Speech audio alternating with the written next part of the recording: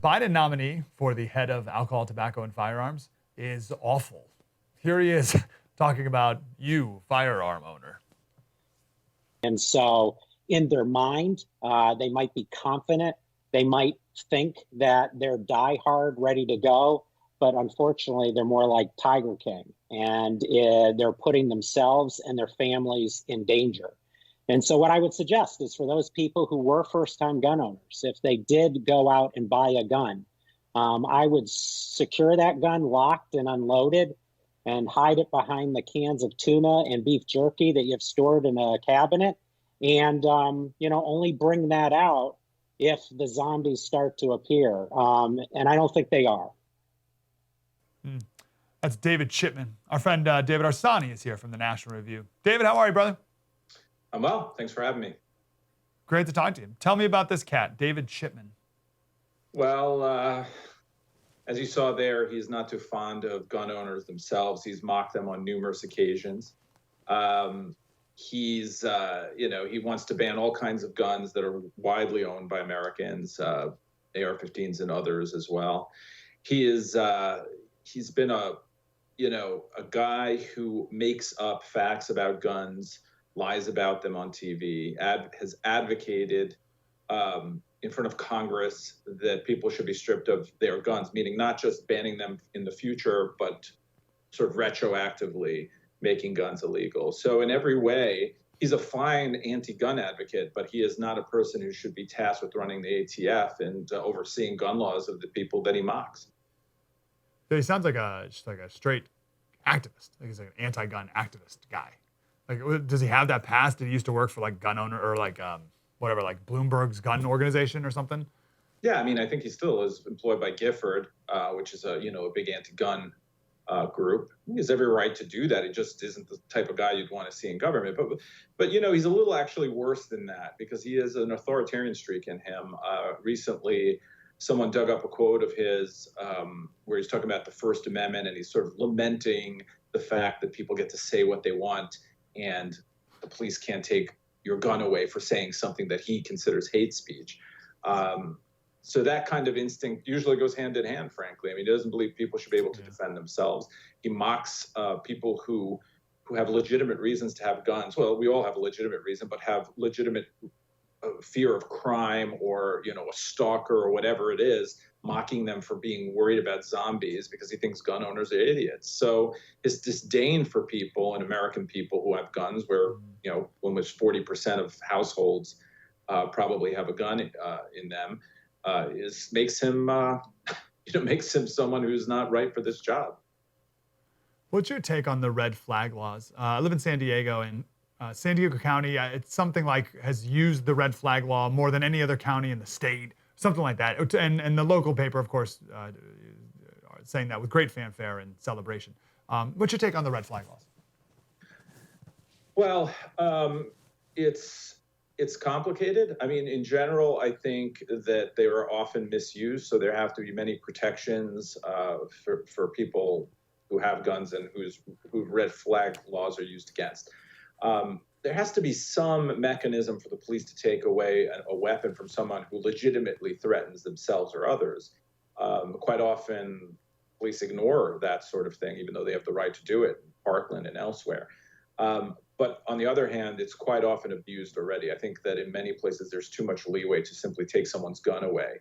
And I have to say that Heller, the case that codified the individual right to gun ownership about a decade ago, started from a case called Emerson, where someone who had been in divorce proceedings had all his guns taken away from him in that manner.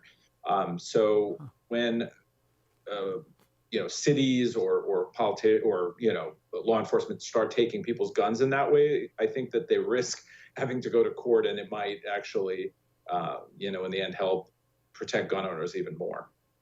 Good. Have you thought? Let's get to our principles here, or worldviews, or mindsets. Have you thought about the people who are against guns and the politicians? I mean, there's a lot of motivations, right? You have your political motivations and whatnot, but who are the people who, I guess, what they don't trust people, or they don't? What is it? What's one of the driving one of the more genuine driving forces that cause people to think no one should own a gun?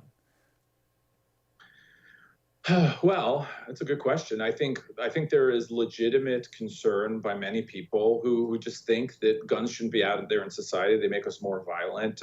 They lead to more criminality and more murder. So I think that there are people who have been involved in shootings themselves, or have seen a mass shooting or been in a mass shooting, that legitimately believe that guns have to be taken away from all people because they have no place in a civilized society. There are a bunch of other people who use that fear, who I think are authoritarian. I'm not trying to say that David Chipman is, a Nazi or something like that, but in every single authoritarian or every nation or tyranny, the first thing the government does is take away the guns of civilians.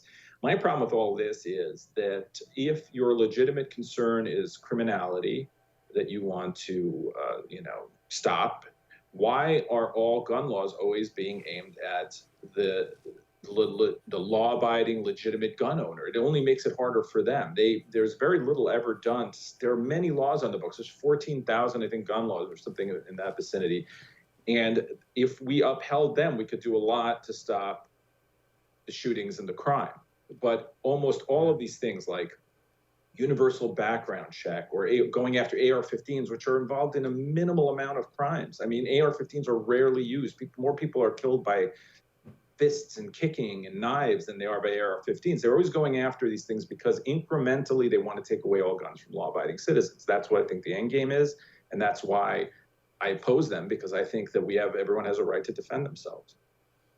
I'm sure you saw the court case. It was out of San Diego, and the judge came back and was strong supporter of Second Amendment and said these assault rifles could just as easily have been called anti-crime guns.